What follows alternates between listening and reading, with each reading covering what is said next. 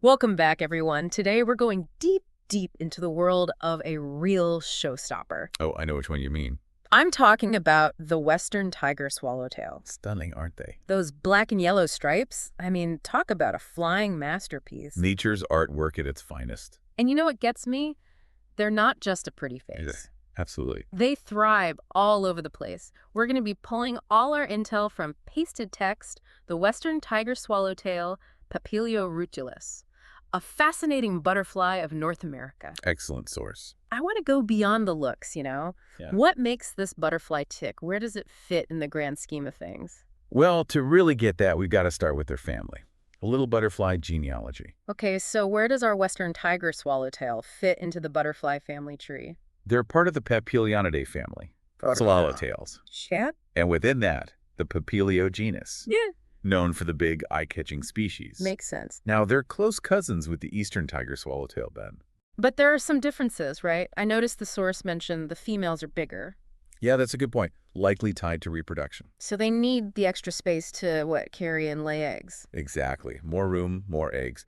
Now, those stripes we were gushing over, Tiger stripes. those are in both sexes, but subtle differences. always. So they're not just for show then, are they? Not at all. Think camouflage, like blending into shadows or... Or warning predators. Back Well, off. And then you've got those blue and orange bits near the tail. Oh, those pops of color are unreal. Fascinating, aren't they? Speaking of those tails, I gotta ask, are those just a swallowtail thing? They are pretty characteristic, yeah. And not just for looks. Oh, really? Oh, yeah. They can mess with predators, make it harder to. And snag them. Right. Plus, they seem to help with maneuverability in flight. Quick turns, that sort of thing. It's amazing how every little detail has a purpose, isn't it? And speaking of getting around, these butterflies cover some serious ground. The source says they're all over Western North America. What's their secret? It's their adaptability. They're not picky about their habitat. I mean, think about it. From British Columbia all the way down to Baja, California. Wow. And not just along the coast, right? They go east, too. You got it. Eastward to the Great Plains. Woodlands, riverbanks, gardens, even parks. Hold on, so they're good in both wild areas, A and D, more urban settings? They are. That's part of what makes them so remarkable. Of course, they do need some essentials, like water. The source highlights streams and lakes. Why do you think that is? Well, I know everything needs water to survive, but I'm guessing it's more than just a drink for these guys. Good thinking. It's also about those host plants. Willow, cottonwood, ash trees. Ah, those trees need water, too. Exactly. And the butterflies need those trees for, well, their next big act. You mean the whole metamorphosis thing? From egg to larva, then pupa, and finally the full-blown butterfly. That's the one. A true transformation. And every stage is a masterpiece of survival. Take those tiny eggs, for example. Laid right on the host plant leaves, right? Strategically placed, so the caterpillars have instant food when they hatch. And those caterpillars? Let's be honest, not the cutest. Well, they do go through some awkward phases, you could say. It's all about survival, though, right? 100%. When they're young, they actually look like bird droppings. No way. Camouflage keeps them from being bird snacks. That is so cool. And then as they get bigger, they get these eye-like spots. To look like a snake, I've heard of that. Pretty clever, huh? Scare off those predators. So they go from blending in to standing out. It's a wild ride. So then they become a pupa. The chrysalis, right? That's where the magic really happens. It really is. That little casing blends right in while the caterpillar transforms inside. And then, boom, a beautiful butterfly emerges. But it seems like such a short time to be an adult.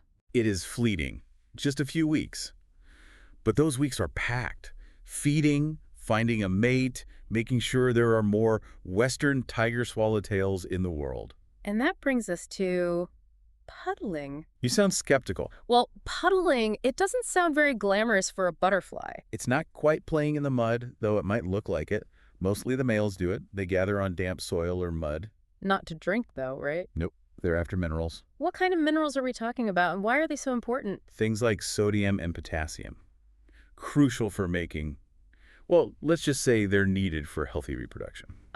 Okay. So it's not just about passing on genes, it's about providing for the next generation. You got it. It's all connected. Amazing. It really shows how much is going on beyond what we see. It does, doesn't it? And speaking of what we see, their flight is something else. The source mentioned it's not just random fluttering about. What makes it so special? Oh, it's a sight to see.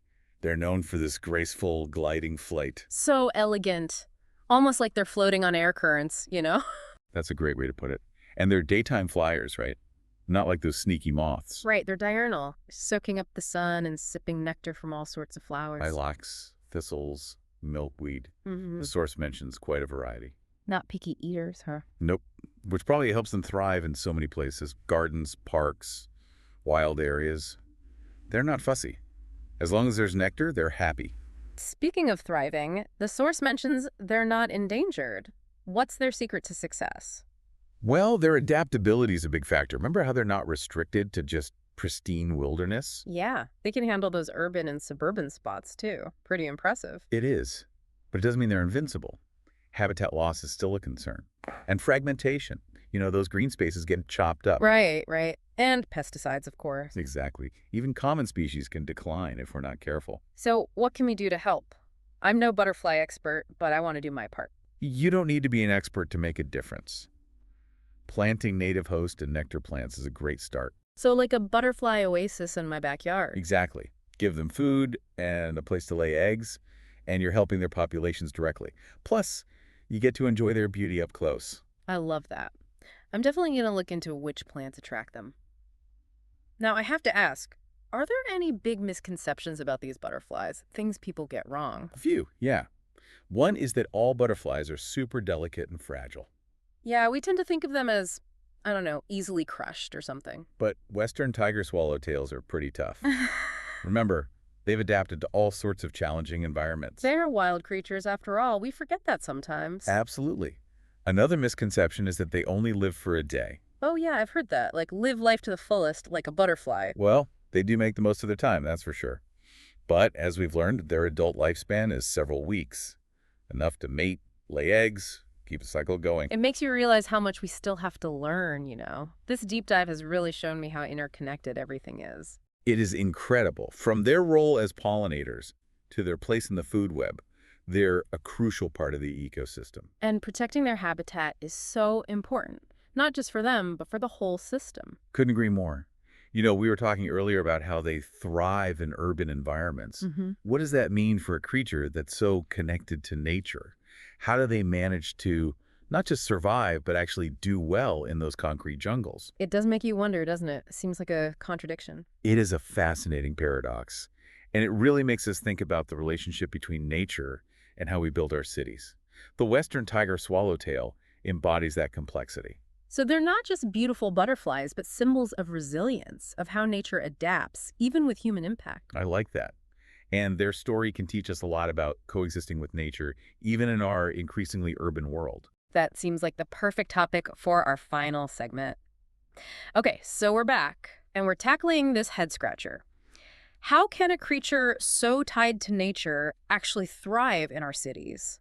I mean, we're talking concrete, traffic, noise, not exactly a butterfly paradise. It does make you wonder, doesn't it? Like, what's their secret? Right. Spill the beans. Well, it comes down to this. Nature is way more adaptable than we give it credit for. Okay, sure. But cities, how do they actually manage? Think of it this way. Even in the busiest city, you've got those pockets of green. You mean like parks and stuff? Exactly. Gardens, those strips of trees along streets. To a Western Tiger Swallowtail, those are like little oases. So they're not just stuck in one park, they're moving between them. You got it. It's like a little butterfly highway system, connecting those patches of habitat. That's pretty cool. And I bet those host plants we talked about come into play here too. You know it. Willow, cottonwood. Yeah. Those are often planted in cities for landscaping, So we're accidentally helping them out? In a way, yeah. And the Western Tiger Swallowtail, they're pros at using those resources. Adapting to what we've built. Huh. It makes you think about how nature and urban development can, I don't know, work together. That's the big question, isn't it? Can they coexist? And what does the Western Tiger Swallowtail tell us about that? Well, I think they're living proof that it's possible, but it takes planning. Thoughtful design. Like making sure there are enough green spaces. Absolutely. Considering wildlife, even amidst all the concrete. And those green spaces, they benefit us too, right? Totally. I mean, who doesn't love a park? They bring beauty to a city, reduce stress, connect us back to nature. So it's a win-win, really, for us and the butterflies. Couldn't agree more. The Western Tiger Swallowtail shows us that nature is resilient, that it can find a way, even in unexpected places. It's a hopeful thought, isn't it? It is. So, to all our listeners out there, next time you see a Western tiger swallowtail, even in the middle of the city, take a second. Appreciate their beauty, their toughness, because they're a reminder that nature is all around us, even when we least expect it. Thanks for joining us for this deep dive. Until next time.